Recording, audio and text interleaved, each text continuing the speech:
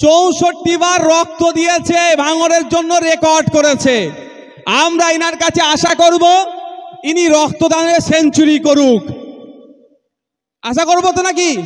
আরে সেঞ্চুরি করলে কার নাম হবে? আরিফ আলী মালি ভাইয়ের শুধু নাম হবে না, ভাঙড়ের নাম হবে।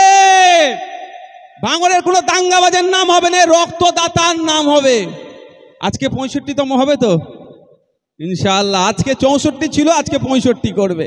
আমি নিয়মিত ওনাকে ফলো দেখি যে ইনি প্রতি 3 মাস ছাড়া ছাড়া রক্ত দেয়। তাই আমি রক্ত যোদ্ধা হিসাবে আমাদের মঞ্চের পক্ষ থেকে আমরা এনাকে বরণ করে নেব। আর ইনার কাছ থেকে গুটি কয়েক কথা আমি একটু শুনতে চাইব, আমাদের মানুষকে উৎসাহিত করবে যে কিভাবে রক্তদান করলে লাভ কি লস আছে। আমরা জানি জেমস হ্যারিসন পৃথিবী খ্যাত একটা নাম। তিনি তিনার জীবনে যা রক্তদান করেছেন, কয়েক লক্ষ শিশুর প্রাণ বেঁচেছে তার রক্তদানের মাধ্যমে। কিন্তু তিনি প্রথমে যখন শিশু অবস্থায় ছিলেন, তারও মরণ ব্যাধি হয়েছিল, রক্তের প্রয়োজন ছিল। হয়তো রক্ত যত সময় না পেলে তিনি মারাও যেতে পারতেন। সেই সময় কিছু মানুষ তাকে সহযোগিতা করেছিল রক্ত দিয়ে। প্রতিদান স্বরূপ তিনি তার জীবনে প্রচুর রক্ত দিয়েছিলেন। আমার এক্সাক্ট ফিগার আসছে না মনে, তবে লক্ষাধিক মানুষের কিন্তু প্রাণ বেঁচেছে জেমস হ্যারিসনের দেওয়া রক্তেতে। তাই আজকেও আমরা আমাদের ভাঙড়ের জেমস হ্যারিসন হিসাবে আমরা আরিফ আলী মালি ভাইকে আমরা আখ্যায়িত করব আগামী দিনে। আশা করছি আমরা বাঁচি আর না বাঁচি, আমাদের পরের প্রজন্ম যেন এই বাচ্চারা যারা আছে দেখে ভাঙড় থেকে রক্তদানে সেঞ্চুরি করেছে। তবে পশ্চিমবাংলায় রক্তদানে অলরেডি সেঞ্চুরি করেছে মুর্শিদাবাদ জেলায় রবিউল ইসলাম মহাশয় নামে এক দাদা। সময় স্বল্পর জন্য হয়তো তাকে আমি বলে উঠতে পারিনি, তাকেও আমরা আমাদের এই মঞ্চ থেকে কুর্নিশ জানাচ্ছি, তাকেও আমরা আমাদের এই মঞ্চ থেকে উষ্ণ অভ্যর্থনা জানাচ্ছি। আমাকে পাওয়ার দিয়েছেন, আমার কণ্ঠটা বিধানসভার মধ্যে কেউ আটকাতে পারবে না। যতটুকু সুযোগ দিয়েছেন সব প্রশ্নটা আমি ঠিক করে এনজয় করব এবং সেটা বাস্তবায়ন করব।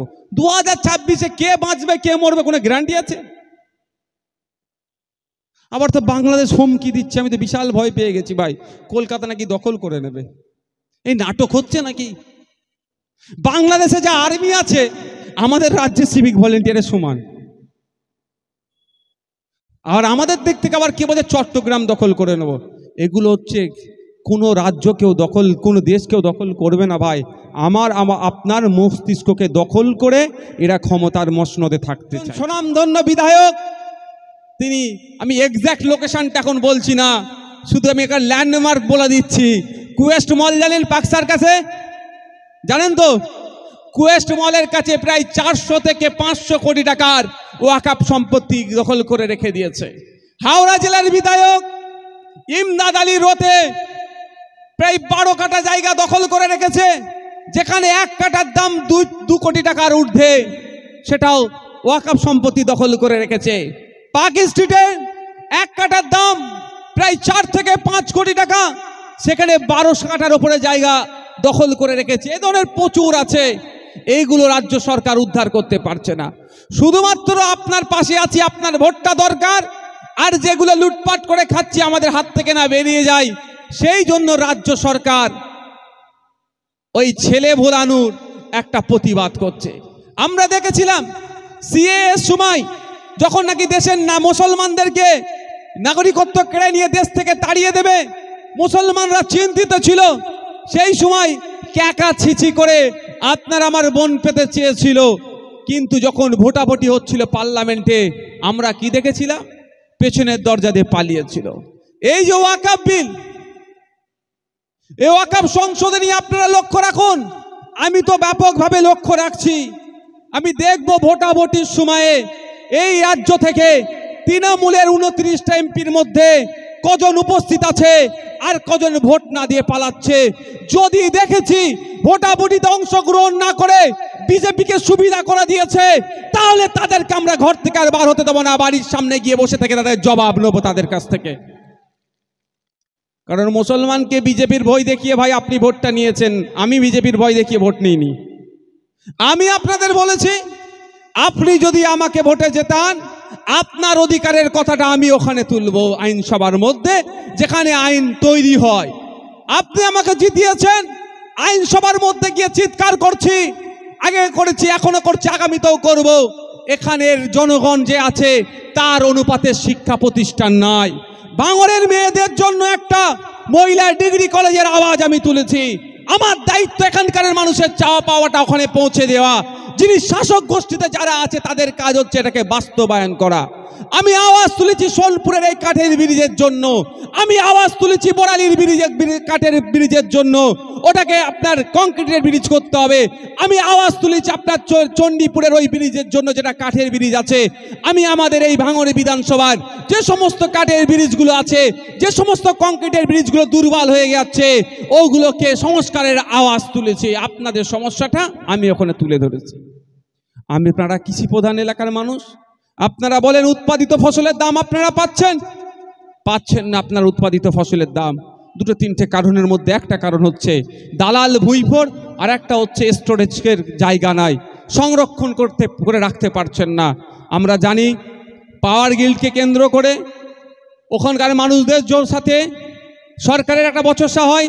সরকার বাধ্য হয়ে তাদের সাথে আলোচনায় বসে বেশ কিছু শর্ত ছিল। শর্তের মধ্যে একটা শর্ত ছিল যখন একটা কোল্ড স্টোরেজ হবে।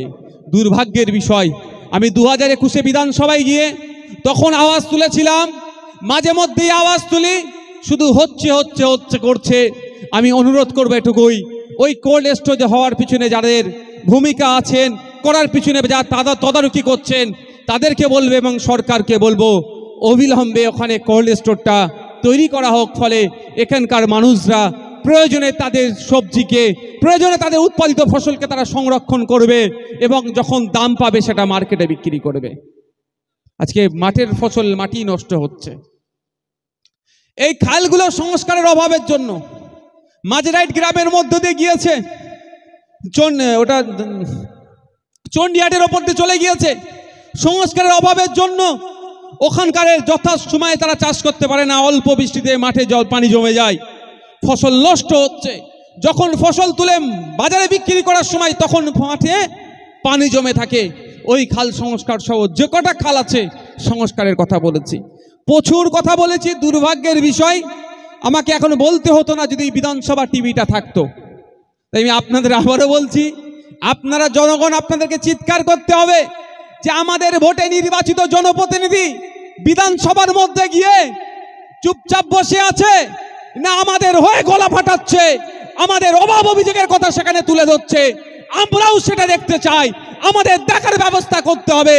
যদি পার্লামেন্ট টিভি থাকতে পারে, লোকসভা টিভি থাকতে পারে, রাজ্যসভা টিভি থাকতে পারে, বিভিন্ন বিধানসভায় যদি টিভি থাকতে পারে, লাইভ দেখার জন্য পশ্চিমবাংলার বিধানসভার টিভি কেন পুনরায় চালু হবে না? এটা দাবি করবেন তো আপনারা?